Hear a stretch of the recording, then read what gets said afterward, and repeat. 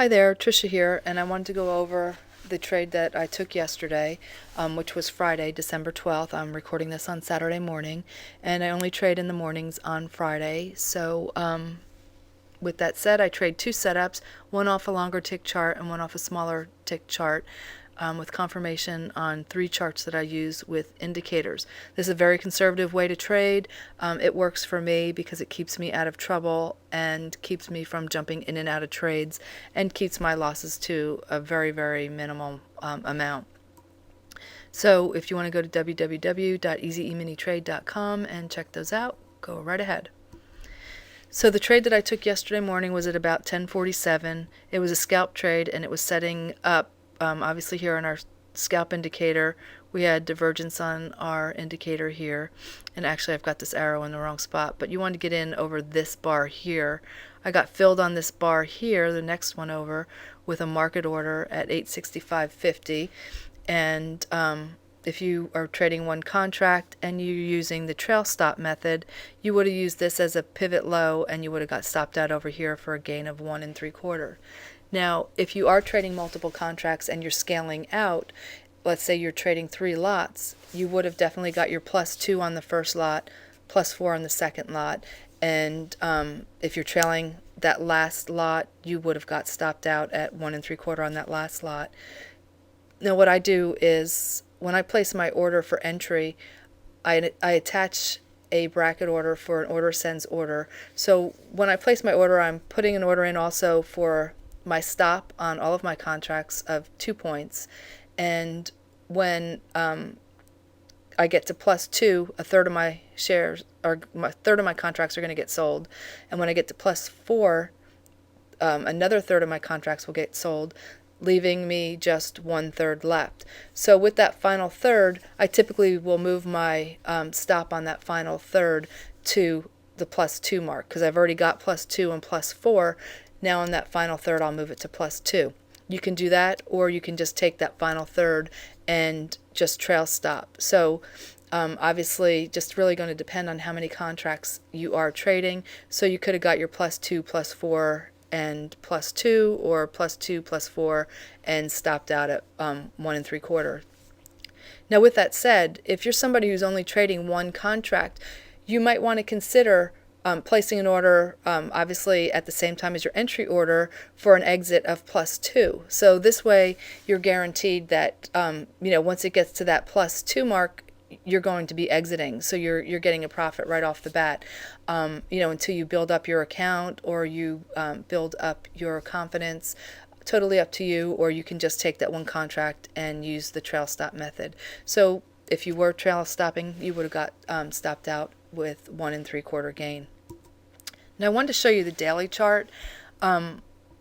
This is the daily chart, and what you're looking at here is just a big mess. I mean, you can see here that there's all this congestion, and price isn't really going anywhere, either up or down. We really need to get above this trend line that I drew here in order for us to start moving higher. And once we do that, I mean, we can still get held up over in this area, we could still get held up over in this area, we could still get held up over in this area, but realistically, once we get above this mark here, figure the 10,000 mark, I mean, we've got all this area where we could just go up. Now going down, realistically, once we get below these this price area here, we have room to go down at least to the 750 mark. So right now where we're kind of stuck is we're just going back and forth with no real price action in any determinate direction. So those are things that you want to consider just starting out your day. You want to look at your daily chart and just see, where you have support and resistance, just some areas that you might get, held up in an area with price action. So you're not entering right at that spot, because obviously the chances are that you're going to, just kind of halt there. It's just going to slow down and not go anywhere. I want to show you the tick chart. This is the earlier part of the day. This is from 9:30 to 1 that I'm showing you. And the black line in the middle is the 0 mark. And anytime you get price action majority of the time above that zero mark, you're going to have, anytime you have your tick action above that zero mark, you're going to have price action typically on the upside. Anytime you have your tick below the zero mark, usually price action is going to be to the downside. Now you can see here we don't have any real determination on where price action is going to go. You could see that you've got tick action above zero and below zero, no specific majority of the time spent above or below that zero line. So usually that's a more difficult trading environment because it's not trending, and you could see it. We've got extremes, and what I mean by extremes is 600, 800, and 1,000 plus and minus. Anytime the tick gets to those readings, those are typically considered extremes. And you can see we've got extreme readings on both sides of the zero mark. We've got them on the upside and we've got them on the downside. So again, no real determinant price action. This is after 1 o'clock, from 1 o'clock to 4:15, and it's the same thing.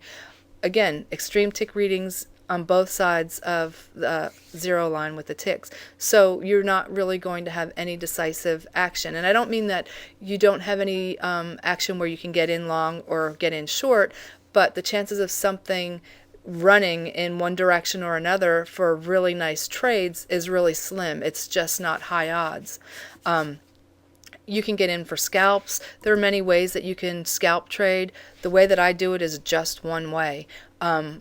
So again, I only traded in the morning, but looking at the rest of the day, I didn't really see anything that would have set up that I would have gotten into. Our tick indicator, our scalp indicator did not set up.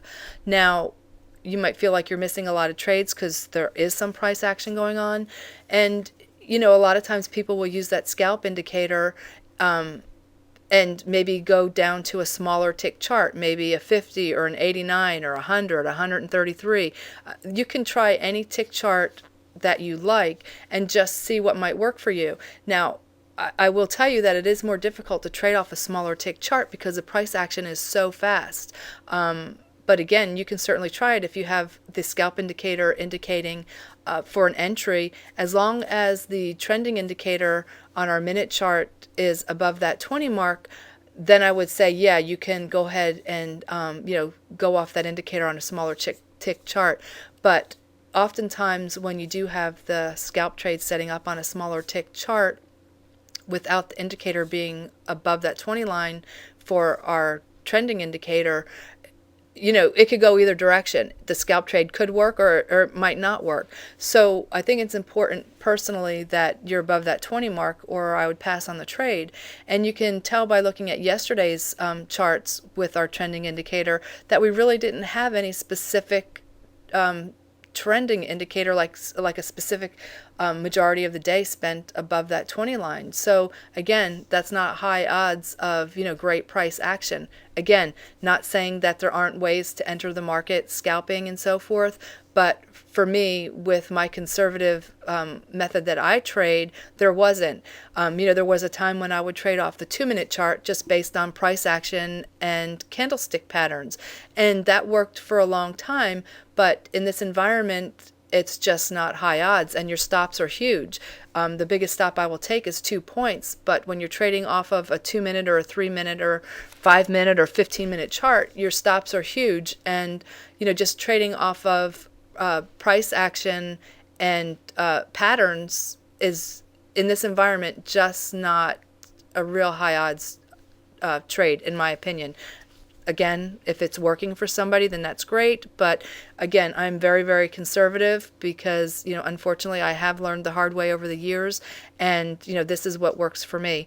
What I do, because obviously when you're not taking a lot of trades, you don't want to have to be, focused completely on your computer all day long. What I will do is I'll put an alert at the 20 mark on my trending indicator, so this way I know when we're coming into a trending period. And usually I won't do it right at 20, I'll do it at 18, so this way I'll have a heads up before it ever gets above that 20 mark, and then I can just be watching for my setups off the longer tick chart or the smaller tick chart. So anyway, I took one trade today, and again, if you were just trail stopping using the pivot marks, you would have gotten out with a gain of 1 3/4. So hope that helps, and I'll see you on Monday.